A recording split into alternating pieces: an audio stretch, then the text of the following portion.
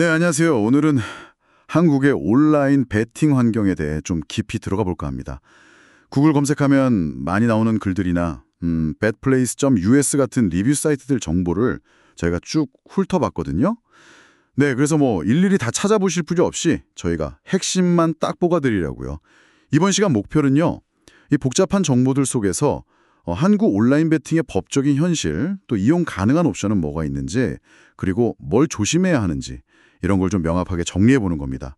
규제랑 실제 이용 사이의 그 간극, 그걸 한번 보죠. 네, 맞습니다.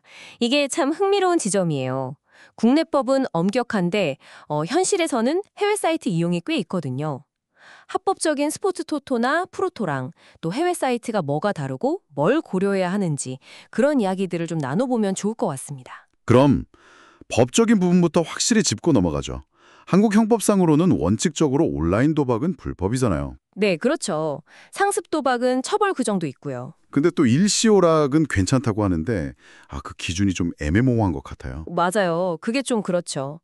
국내에서 유일하게 합법인 건 스포츠 토토랑 스포츠 프로토인데 이건 국민체육진흥공단에서 하는 거고요.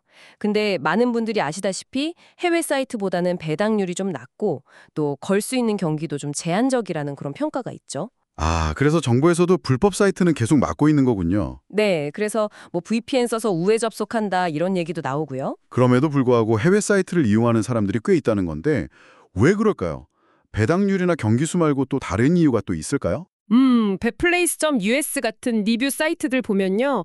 단순히 그런 이유 말고도 더 세분화된 니즈가 있는 것 같아요. 예를 들어 뭐 특정 리그 팬이라든지 아니면 e스포츠 팬처럼 국내에서는 좀 충족되기 어려운 그런 부분들이요. 그렇군요. 근데 해외 사이트 이용하려면 좀 불편한 점도 많을 것 같은데요. 아, 네. 현실적인 어려움들이 있죠.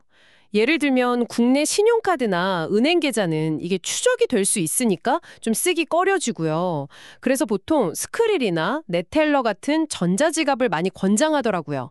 그걸로 입출금 하고요. 전자지갑. 통화 문제도 있겠네요.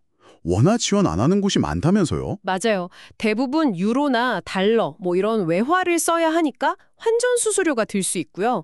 또 신원 확인 절차, 그 KYC라고 하죠. 그것도 보통 영어로 진행되고 뭐 영문 서류 내야 할 때도 있고 해서 좀 번거로울 수 있습니다. 네. 그런 불편함에도 불구하고 쓰는 이유는 역시 선택의 폭 때문이겠군요. 그렇죠. 축구, 야구, 농구는 기본이고 뭐 e스포츠나 가상 스포츠까지 정말 다양하게 제공하니까요. betplace.us 같은 리뷰 사이트 보시면 여러 플랫폼들 특징 비교해 놓은 거 많거든요.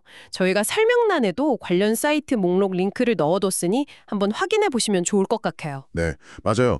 저도 그런 리뷰들 보니까 뭐 원엑스펫이나 멜벳 같은 이름들이 자주 보이더라고요. 특히 그 멜벳은 꽤 오래 운영됐고 신뢰도도 비교적 높다는 평이 있던데요. 이것도 설명란 목록에서 찾아보실 수 있습니다. 네, 그런 사이트들이 언급되죠. 근데 여기서 정말 중요한 건 사이트 고를 때 단순히 뭐 첫 입금 보너스 얼마 준다 이런 것만 보면 안 된다는 거예요. 그럼 뭘 봐야 할까요? 가장 먼저는 역시 라이센스죠. 공신력 있는 기관, 예를 들면 몰타 MGA나 큐라소 정부 같은 곳에서 정식 라이센스를 받았는지 이거 꼭 확인해야 하고요. 그리고 개인정보 보호를 위한 SSL 암호화 같은 보안 시스템은 잘 갖춰져 있는지, 또 결제 옵션은 다양한지, 요즘엔 암호화폐 지원하는지도 중요하고요. 고객 지원이나 모바일 앱 편의성 같은 것도 중요하겠네요. 당연하죠.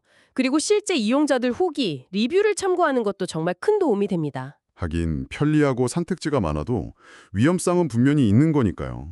법적인 문제뿐만 아니라 중독 위험도 무시 못하잖아요. 맞습니다.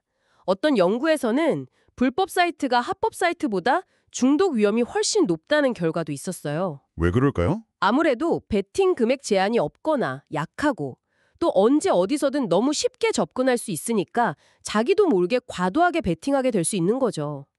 정말 조심해야겠네요. 네. 그래서 스스로 입금 한도를 딱 정해놓거나 아니면 좀 심각하다 싶으면 자가 이용 제한, 그 셀프 익스클루전 기능 같은 걸 활용하는 책임감 있는 자세가 꼭 필요합니다.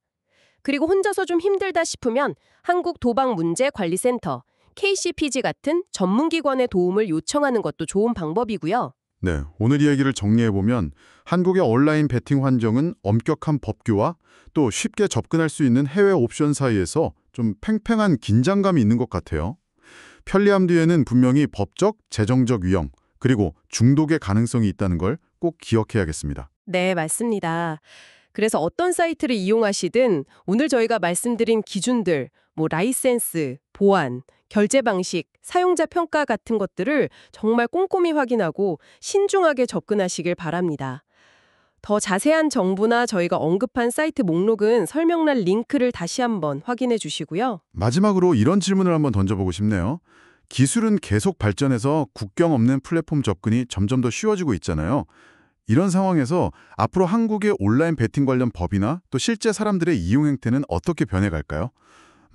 여러분도 한 번쯤 생각해 보시면 어떨까 싶습니다.